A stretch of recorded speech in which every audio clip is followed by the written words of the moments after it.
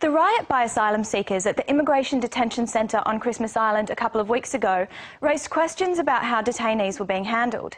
The Minister for Immigration, Chris Evans, said he was comfortable with the way the detention centre was being managed. But who is actually managing it? Well, not the Department of Immigration. Earlier this year, the Rudd government outsourced the operation of Christmas Island and other detention centres to a British company with an interesting track record. This is the Serco Group. They run all 7 immigration detention centres in Australia, but they do lots more. In fact, they're probably the biggest company you've never heard of. Governments all around the world outsource to Serco. They run half of London's traffic lights, all of Dublin's, and in Ontario, Canada, they test you for your driver's licence. Serco are also the largest air traffic controllers in the world. They've got 54 towers in the US, and they control Baghdad's air traffic. They even maintain the RAF squadron the Queen flies on. All over the planet, Serco are moving people, from metros in Dubai to buses in Adelaide.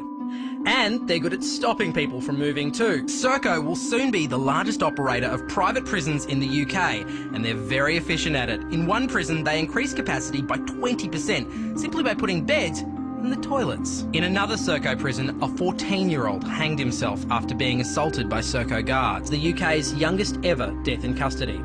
But don't think Serco aren't good with kids. In Bradford, they run all the state schools in the district. Serco is the model of a modern multinational, and that's why they're the right company to keep us safe.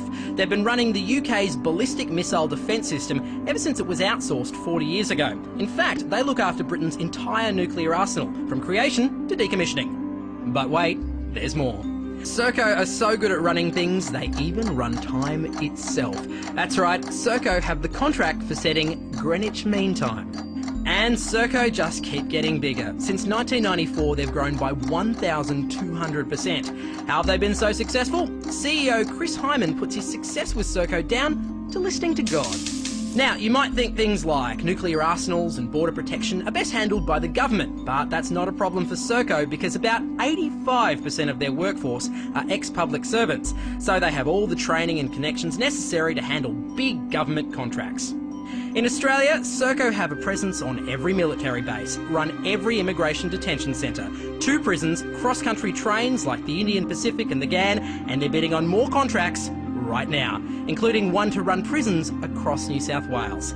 So, even if you don't know their name, chances are you're caught in their web. Serco, bringing service to life.